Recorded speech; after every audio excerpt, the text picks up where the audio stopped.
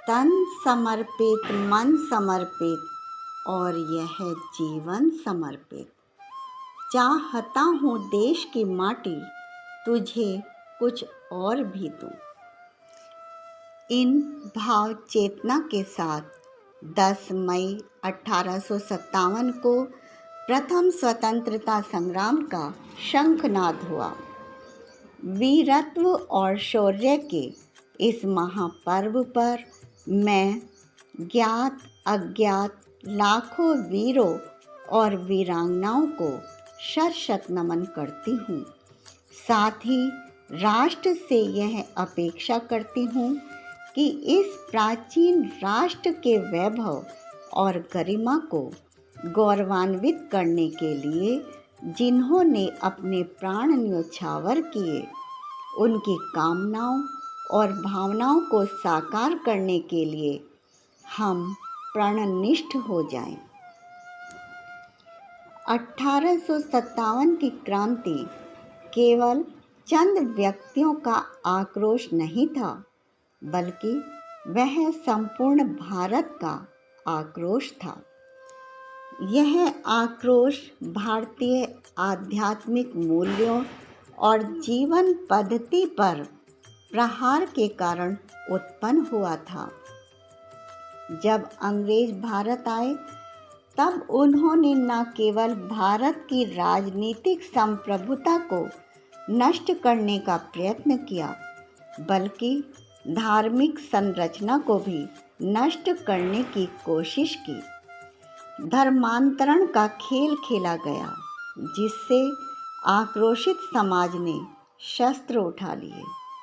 हमारी छद्म धर्म निरपेक्ष व्यवस्था ने इसे दबाने का प्रयास किया और यह स्पष्ट नहीं होने दिया कि स्वतंत्रता आंदोलन का मूल कारण क्या था। 10 मई 1857 को मेरठ की धरा से जो सिंह गर्जना हुई, उसको पूरे देश ने सुना और समवेत स्वर में भारत माता की जय कहते हुए क्रांतिकारी रणभूमि में उतर गए। इस क्रांति में धन सिंह गुर्जर की प्राथमिक भूमिका रही है। वे पांचली ग्राम जनपद मेरठ के रहने वाले थे।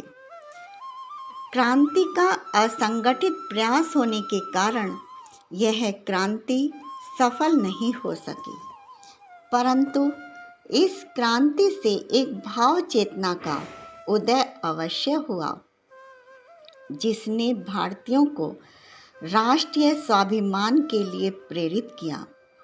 हम देखते हैं कि ठीक इस क्रांति के पश्चात ही समाज में अनेक समाज सुधार आंदोलन आरंभ हुए, जिसने सांस्कृतिक राष्ट्रवाद को जन्म दिया। भारतीय समाज अपनी अस्मिता के प्रति अति गंभीर था। यही कारण था कि 10 मई को जेल से 85 सैनिकों को मुक्त करवाने के पश्चात हजारों की संख्या में क्रांतिकारी दिल्ली कूच कर गए थे। वे देश में पुनः विदेशी मुक्त शासन स्थापित करना चाहते थे।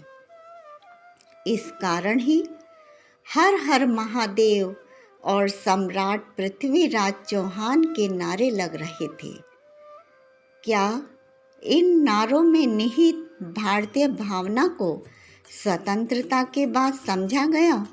नहीं, और एक ऐसी व्यवस्था लागू कर दी गई जिसमें भारत बोध का नितांत अभाव है। अभी भी राष्ट्रीयता के कुछ मानकों को स्थापित करने की आवश्यकता है, जिनकी प्रेरणा हमें 10 मई 1857 की क्रांति से मिलती है। इस क्रांति का हम स्मरण करें, इसके भाव को आत्मसात करें और उन हुतात्माओं के स्वप्निल भारत के निर्माण में अपना तन मन समर्पित करें। इसी कामना और भावना के साथ वंदे मातरम।